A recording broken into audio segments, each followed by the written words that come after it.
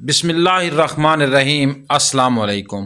اہل کوفہ کی مشاورت اور امام عالی مقام کو دعوت دینا۔ حضرت علی رضی اللہ تعالیٰ عنہ کے زمانے سے ہی کوفہ آپ کے صحابوں اور محبوں کا مرکز تھا۔ وہاں کے لوگ حضرت امیر معاویہ کے دور خلافت میں ہی حضرت امام حسین رضی اللہ تعالیٰ عنہ کی خدمت میں تشریف آوری کے لیے عرضیاں بھیج چکے تھے، مگر آپ نے صاف انکار کر دیا تھا۔ اب جب انہیں یہ پتہ چلا کہ امیر معاویہ کا انتقال ہو گیا ہے اور حضرت امام حسین، حضرت عبداللہ بن زبیر رضی اللہ تعالیٰ عنہ اور حضرت عبداللہ بن عمر نے یزید کی بیعت سے انکار کر دیا ہے، مکہ کا پہلا معرکہ حضرت عبداللہ بن زبیر نے سر کر لیا ہے اور اس میں یزیدی لشکر کو ناکامی کا منہ دیکھنا پڑا ہے، اور یہ کہ حضرت امام حسین رضی اللہ تعالیٰ عنہ بھی مدینہ منورہ سے مکہ معظمہ چلے گئے ہیں۔ اس سے محبان علی کے حوصلے بلند ہوئے۔ انہوں نے ایک شخص سلیمان بن سرور الخزامی کو اپنا لیڈر تسلیم کیا اور اس کے گھر ایک مجلس مشاورت طلب کی۔ تمام صحابہ سلمان بن سرد رضی اللہ تعالیٰ عنہ کے گھر جمع ہوئے اور حضرت امیر معاویہ کے مرنے کا ذکر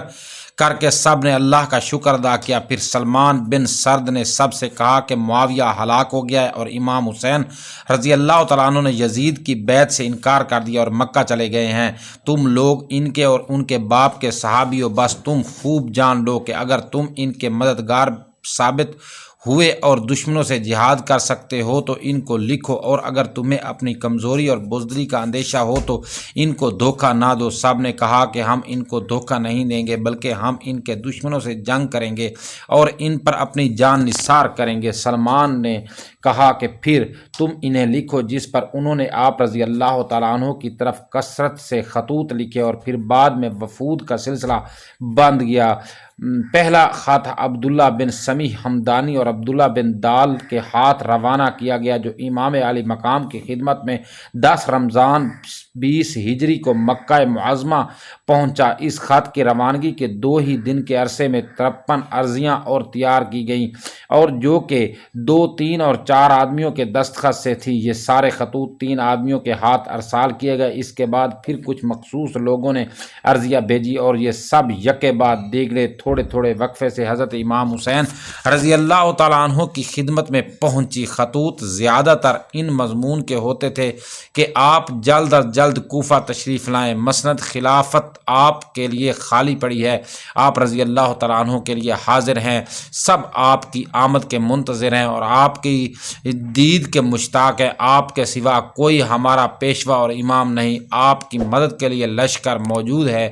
کوفہ کا حاکم نعمان بن بشیر یہاں موجود ہے، مگر ہم اس کے ساتھ نماز جمعہ میں شریک نہیں ہوتے اور نہ ہی اس کے ساتھ عیدگاہ جاتے ہیں۔ جب ہمیں معلوم ہو جائے گا کہ آپ رضی اللہ تعالیٰ عنہ تشریف لا رہے ہیں تو ہم اس کو یہاں سے نکال کر ملک شام جانے پر مجبور کر دیں گے۔ آخری خط جو ہانی بن ہانی سبی اور سعید بن عبداللہ حنفی کے ہاتھ حضرت امام حسین رضی اللہ تعالیٰ عنہ کے پاس پہنچا، اس کے بعد آپ نے کوفہ والوں کو لکھا کہ تم لوگوں کے بہت سے خطوط ہم تک پہنچے جن کے مضامین سے ہم مطلع ہوئے۔ تم لوگوں کے جذبات اور شدت غم کا لحاظ کرتے ہوئے اس وقت ہم اپنے بھائی چچا کے بیٹے اور معتمد خاص مسلم بن عقیل رضی اللہ تعالیٰ عنہ کو کوفہ بھیج رہے ہیں۔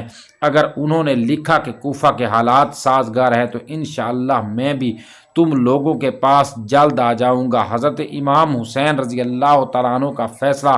حضرت امام حسین کے پاس جب یہ خطوط پہنچے تو آپ کی ہمت اور غیرت دینی جوش میں آ گئی۔ آپ نے امر بالمعروف اور نہی عن المنکر کے لیے علم جہاد بلند کرنا اپنا فرض سمجھ لیا۔ اس پر حضرت عبداللہ بن عباس رضی اللہ تعالیٰ عنہ، آپ رضی اللہ تعالیٰ عنہ کے دیگر عزیز و اقارب اور کئی جلیل القدر صحابی رضی اللہ تعالیٰ عنہ اور تابعین نے آپ کی خدمت میں درخواست کی کہ حضرت آپ کوفہ تشریف نہ لے جائیں۔ کوفہ کے لوگ بے وفا ہیں، جفاکار ہیں، انہوں نے آپ کے والد محترم سے بھی بے وفائی کی تھی، انہیں غربت، پردیس اور قسم پرسی کی حالت میں شہادت کے انجام تک پہنچایا تھا، اور پھر یہ لوگ وہ ہیں جو اپنے ظالم امیر کو تخت سے ہٹا کر دعوت نہیں دے رہے بلکہ تاحال اس کی اطاعت میں رہ رہے ہیں، پھر بھی آپ کو بلائے جا رہے ہیں۔ کہیں ایسا نہ ہو کہ پہلے کی طرح آپ سے بے وفائی کر جائیں۔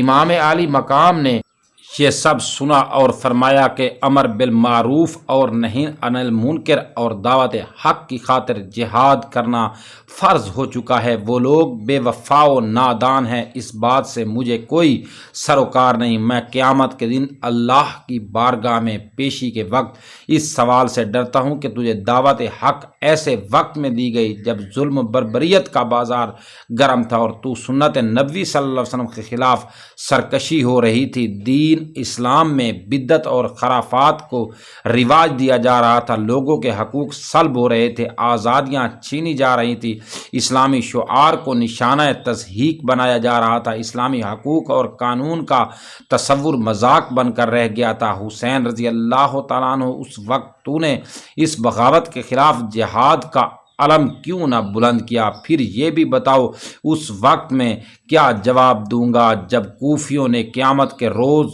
بارگاہ الہی میں کہا کہ ہم نے تو بہت کوشش کی تھی مگر امام بیعت کے لیے راضی نہ ہوئے تھے، لہٰذا ہمیں یزید کو ظلم و ستم سے مجبور ہو کر اس کی بیعت کرنی پڑی۔ اگر امام ہاتھ بڑھاتے تو ہم تو اپنی جانیں فدا کرنے کے لیے تیار تھے۔ بہرحال یہ مسئلہ ایسا تھا کہ اس کا حل سوائے اس کے اور کچھ نہ تھا کہ حضرت امام حسین کوفیوں کی آواز پر لبیک فرمائے، باوجود اس کے کہ جلیل القدر صحابہ کرام رضی اللہ تعالیٰ عنہ آپ کی اس رائے سے متفق نہ تھے اور امام رضی اللہ تعالیٰ عنہ کی محبت اور شہادت کی شہرت ان کے دلوں میں پریشانی پیدا کر رہی تھی، اور امام عالی مقام کو بھی جلیل القدر صحابہ کرام کی شدید اصرار کا لحاظ تھا، مگر اہل کوفہ کی درخواست کو رد فرمانے کے لیے کوئی شرعی عذر نہ تھا۔ تاہم آپ رضی اللہ تعالیٰ عنہ نے اتنا ضرور کیا کہ جب آپ کو یہ مشورہ دیا گیا کہ اگر آپ نے ضرور ہی جانا ہے تو پہلے وہاں کسی کو حالات کی آگاہی کے لیے بھیج دیں، اگر حالات سازگار ہوں تو آپ رضی اللہ تعالیٰ عنہ تشریف لے جائیں، ورنہ یہاں پر ہی جلوہ گر رہیں۔ اس پر امام علی مقام رضی اللہ تعالیٰ عنہ نے سوچ کر کے پہلے حضرت مسلم بن عقیل کو کوفہ سفارت کے خیال سے بھیجا جائے، اگر کوفیوں نے بدعہدی اور بے وفائی کی تو عذر شرعی مل جائے گا، اور اگر وہ اپنے عہد پر قائم رہے تو صحابہ کرام کو تسلی دی جا سکے گی۔ آپ نے حضرت مسلم بن عقیل کو کوفہ سفارت کے خیال سے بھیجا اور فرمایا کہ اے میرے بھائی، کوفہ جا کر حالات کا جائزہ لو، وہاں کے حالات کا جائزہ لے کر مجھے خط لکھو اور مشورہ دو کہ آیا میرا وہاں آنا مناسب بھی ہے یا نہیں۔ آپ نے حضرت مسلم بن عقیل کو کوفیوں کے خطوط کا جواب لکھ کر دیا کہ جو کچھ تم نے مجھ سے بیان کیا ہے وہ تمام میں نے جان لیا ہے۔ میں نے تمہارے پاس اہل بیت میں سے اپنے قابل چچا زاد بھائی مسلم بن عقیل رضی اللہ تعالیٰ عنہ کو بھیجا ہے اور انہیں کہا ہے کہ وہ تمہارے حال کے بارے میں مجھے لکھیں۔ اگر انہوں نے مجھے لکھا کہ جو کچھ تم نے لکھا ہے وہ عقل مند اور بزرگان قوم کے مشورے سے لکھا ہے تو میں انشاءاللہ بہت جلد تمہارے پاس پہنچ جاؤں گا، اور میں اپنی جان کی قسم اٹھاتا ہوں کہ امام وہی ہے جو کتاب اللہ پر عمل کرنے والا ہو۔ والسلام ابن اصیل۔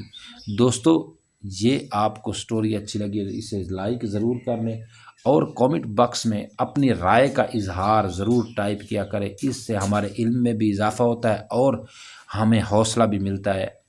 شکریہ۔